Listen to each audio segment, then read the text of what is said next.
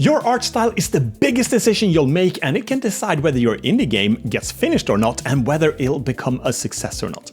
If you pick one that's too ambitious, you'll burn out, you'll run out of money, and you'll never finish. If you pick the perfect one for your skills, your time, and your budget, suddenly everything becomes much easier. It'll help you with marketing and people sharing your content. Today, I'm giving you my complete framework to help you choose the right art style for your game. So let's make sure your game doesn't just look good, but also that you get to finish it and release it. Hello everyone, I'm Imphenzia and welcome to Simple Game Dev. Maybe you're thinking about your next game, or you've finished a promising prototype. Now it's time for the big decision, what your game will actually look like for the rest of its lifetime. This choice affects your workload, your marketing power, your performance, and even how shareable your game is on social media and streaming. And let's walk through the options first, and then the 4 tests that your art style must pass, and exactly how you should create or source your art. First, let's run through the options, what you've got to choose from, and then I'll help you pick the best one for you. Text games like good old Zork, NetHack, and Trade Wars. Super niche market, and ironically, more difficult to make now than back then because game engines aren't equipped with console capability, so you have to emulate that or use Python or something to make it easy. Augmented text games, I'll call them. Use a game engine with retro-inspired text art rendering and then use particles, post-processing, visual effects for eye candy. Kids won't have a clue what this is about, but for us that grew up in the 80s, it's a polished retro. Silhouette, like Limbo. Black silhouette foreground and bright, blooming white and grayscale background for maximum contrast. The beauty here is that your art assets can theoretically look absolutely awful as long as the silhouette is good.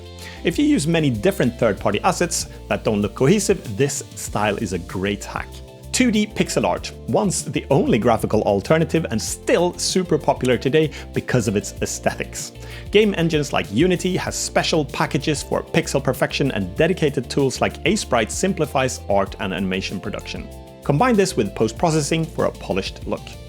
2D vector looks and scales without pixelation, but game engines generally don't support it out of the box, and it rasterizes the art, so you kind of lose that benefit. But it's a good way to produce your art, and you can use 2D skeletal features to help you animate characters, objects, and environment. 2D hand-drawn gives your game a personal and unique look. You can use 2D skeletal animations, or you can go full-blown Cuphead and draw animation frames at the time penalty of having to draw thousands of images. 2D painterly, cozy and emotional. You can use different techniques, scan watercolors or painted art. You can recreate the styles in digital software or use shaders and filters to retrofit the style over normal art. 2.5D paper cutout. Use digital or scanned hand-drawn art and put it on flat meshes, rotate it using 3D in a game engine, keep the camera fixed on a side view, and you can rotate the objects to emphasize the paper cutout effect. 3D colorized low poly, and this is my absolute go-to for speed and clarity. Simple 3D models are fast to create, and colorizing the polygons with a palette texture is 10 times faster than UV unwrapping and texture painting. You get a crisp and clean look. 3D stylized low poly. Hand-painted textures, and this is my favorite look, but I rarely choose it because it takes too long to create the assets for a solo developer. You have to model the assets first, and then you have to UV unwrap them and paint textures in a 3D modeling tool or in a separate program like Krita or Photoshop or Procreate. You can also use procedural tools like Substance Painter. Next is 3D voxel. You can mix world voxels with non-voxel objects like Minecraft, or you can go full 3D pixel style like Teardown and use tools like Magica Voxel. 3D PS1 style, janky low poly with distorted textures. Technical limitations cause this look, but some people hunt for it. So it's simple to create, and it's popular with the generation that grew up after mine playing PlayStation 1 games as a kid. 3D painterly. Use 3D art, but use a shader, or better yet, modify it and paint over an object space normal map and add base color brush strokes. This creates a cozy, stylized effect. UV unwrapping can be fairly quickly done, and then painting the effect is much faster compared to traditional texture painting. 3D cell shaded, and some people hate that term and call it toon shaded instead. It gives you an anime style look, and a shortcut is to use a shader that quantizes the color and lighting. This is a trick that you can use for a cohesive look for a wide range of 3D third-party assets. You can also use shaders to add a bold outline. Then you have 3D minimalistic geometry, clean shapes, bold colors, post-processing with bloom. Games like Geometry Wars, Geometry Dash, and even Beat Sabers are good examples. Great for simple and quick art production while still popping strong visually. 3D surreal and abstract. Use shaders to strongly filter and colorize your art like Antichamber or world bending like Hyperbolica. This can draw attention to the game, but be careful because some people also get motion sickness, me included, because I feel like a dog. Well, sick like a dog after just not barking, but I feel sick like a dog just watching a few seconds of it. 3D realistic and ultra detailed. This can look absolutely amazing, but it's also a bit generic and performance heavy, of course. It takes forever to create this art, but it's easier to get a cohesive look if you use realistic art, since it's not locked to a particular style, and the art selection is growing with libraries like Megascans and MetaHuman. And then finally we have 3D stylized art. Detailed 3D art, but with stylized painted textures. Games like Sea of Thieves and Fortnite come to mind here. This style often looks great, but production speed is super slow and skills required are high, and it's difficult to get a cohesive look if you mix third-party assets.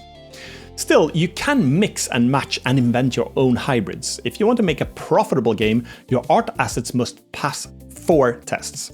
Test number 1 is the 5-second wow test. When someone scrolls past your thumbnail or a short or a little video clip, do they stop and go, wow, what's that? Unique and beautiful or retro or even so bad it looks good can grab attention instantly. I have a video about the 5-second wow, check out the link in the description. Test number 2 is eyeballs, and that's basically marketing power. Can you make attention grabbing and a variety of screenshots, trailers and key art that pop on Steam, TikTok and YouTube? Test number 3, that's 4. And then test 3, that's share worthiness. Will streamers and influencers want to show your game? Does it look good on their thumbnails and in their streams? They're looking for good content to produce. And then the 4th test is time and skills or budget. If you're making your own art, do you have the skills required? Do you have the time to learn the skills? And do you have time to produce the art assets that are required? If you're buying assets or you hire creators, do you have the budget for the art that you need? And do you have the time to wait for it to be produced? If your art style fails any of these 4 tests, your game won't be successful, and sadly it may never get finished. So which art style is right for you? Well, if you suck at art and you have no time and no budget, go for text, augmented text, or for 2D art you can use hand-drawn art and make the art so bad that it stands out for that particular reason. For 3D you can use silhouette or surreal or abstract styles using free assets. You can also go for the minimalistic geometry look. If you suck at art, still, but you have time, learn 2D vector art or simpler forms of low-poly 3D art. My channel is full of low-poly Blender tutorial, especially for the fast programmer-friendly colorization method. Anyone can learn this with some effort in a few weeks or in a few months. If you have more time, go for stylized 3D or even realistic art styles. If you suck at art, yes, still, but you have a budget, go for any art style that suits your game that you think has the best chance to succeed, and that fits your budget. This is true whether you're buying assets or hiring artists. If you're skilled in an art style, regardless of which one it is, use that style and focus on making it stand out. But scope your game to the number of assets that you are realistically able to create. So when you pick an art style, how do you make or get the art assets? I recommend creating your own art if you have the skills and time to make, or if you have time to learn how to make it. It gives you full control, full flexibility. You can make any changes that you want at any time. I recommend using free art assets if you have 0 skills and 0 budget. I recommend using AI art assets if you have 0 skills and a tiny budget and you are fully aware of the backlash it can have, because AI haters are extremely vocal about it in the reviews and in comments. I recommend buying assets if you have the budget for it, but focus on an art style that allows you to get a cohesive look for your game between all the assets. Use shaders, post-processing, or clever lighting if the art assets are too inconsistent.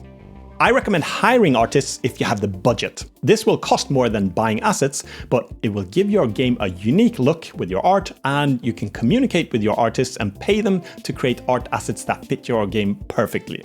You can also team up with artists if you want to discuss a revenue share model instead of paying them hourly, but it's a high risk and a lot of communication and legal work involved. So ask yourself, which art style from today feels most exciting and realistic for your skills, time, and budget? 2. Will it pass the 5-second wow, eyeballs, and shareworthiness and the time, skills, budget tests? And 3. Will you make it, buy it, or mix both? And make your decision. It's a big one that will stick with you for the lifespan of the game. When you've got a prototype in place, a one-page design document, and you've locked in your art style, check out this video where I'll give you a simple productivity system that will help you keep moving forward with your game every single day.